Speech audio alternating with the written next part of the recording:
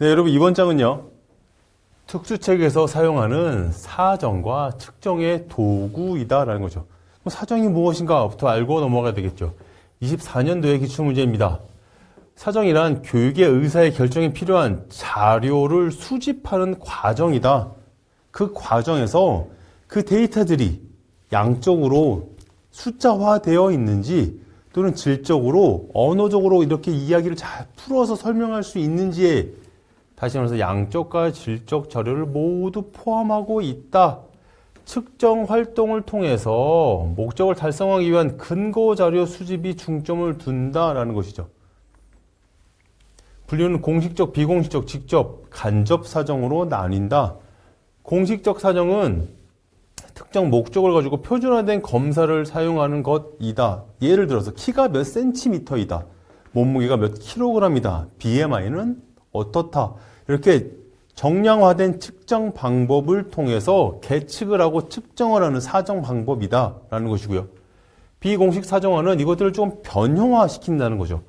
표준화된 절차보다는 관찰을 통해서 비표준화 절차를 사용하는 것이다라는 것이고요.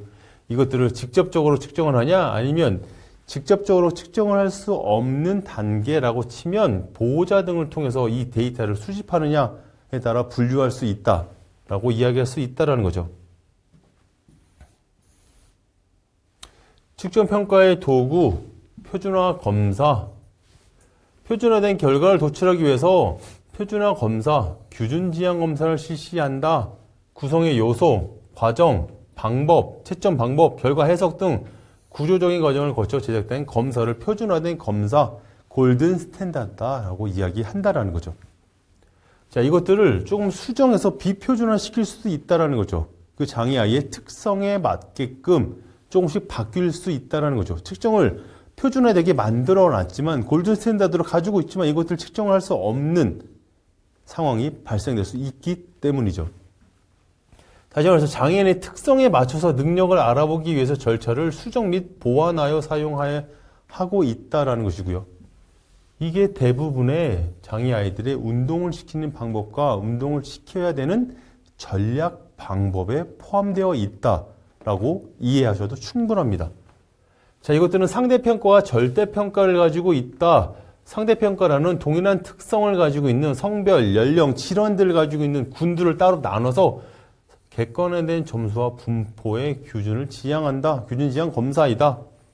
대상자의 점수를 비교해서 동일 집단에서 상대적 위치를 검사하는 것이다라는 것과 또 하나는 절대평가. 정해진 점수 카트라인 안에서 점수를 어떻게 나뉘고 구분지어진다 하고 크게 도구의 종류로 나눌 수 있다는 것이고요. 이것들을 측정할 수 있는 검사 도구의 선택의 기준은 당연히 타당성과 신뢰성과 객관성과 적합성과 변별성과 용이성을 가지고 있어야 된다라는 원리예요. 당연히 그 검사가 타당해야 되겠죠. 적합한 검사여야 된다라는 거죠. 그리고 그 검사를 하여서 나온 이 도출된 값들이 신뢰성이 충분히 가지고 있다. 따라서 이러한 검사 도구를 가지고 측정을 했더니 이러한 결과가 나왔고 이런 결과는 우리가 믿을만한 결과다. 많은 데이터가 축적이 돼서 A는 B다라고 가리키고 있다. 이야기하고 있다라는 게 바로 이 신뢰성을 확보한다라고 이야기할 수 있겠죠. 그리고 그 검사들이 객관화되게 구분지어질 수 있느냐가 바로 이 객관성이고요. 그 장애의 유형에 따라서 성별에 따라서 연령에 따라서 특징에 따라서 적합하냐라는 것들이죠.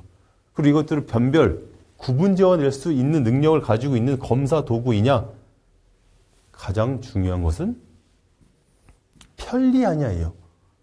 이것들이 아무리 높은 타당성과 신뢰성과 객관성을 가지고 있어도 용이하지 않다라고 하면 측정을 할 수 없기 때문이라는 거죠.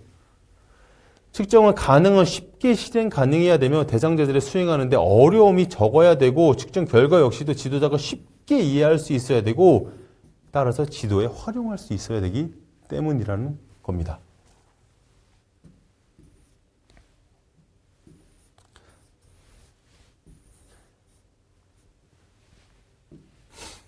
장애인을 대상으로 하는 평가 및 사정 중에 운동기술 검사 도구예요. 18년, 19년, 24년도에 기출된 문제고요. 자, 이거는 안타깝지만 어쩔 수 없이 외워야 됩니다. 시험 문제가 뭐가 나올지 몰라요. AMPS 운동기술 숙련의 검사의 목적을 가지고 36개의 준거지향 검사를 하고 모든 연령에서 쓰인다. 라는 것들. 약 5세에서 15세는 46개의 항목과 규준지향 검사의 분류를 가지고 있는 BOT, MP 검사를 한다.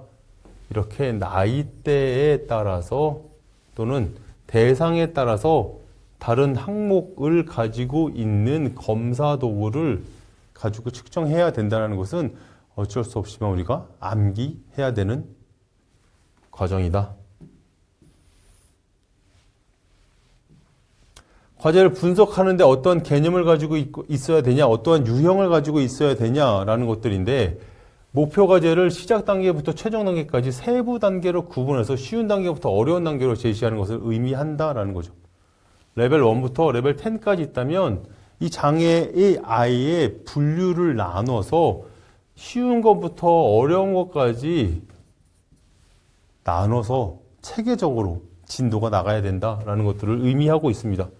동작 중심, 유사활동 중심, 영역 중심, 생태학적 과제 분석을 통해서 서로 목표가 목적이 달라질 수 있다라는 것들, 이 바로 과제 분석의 개념과 유형이다 라는 것들을 잘 알고 있어야 된다는 것이죠.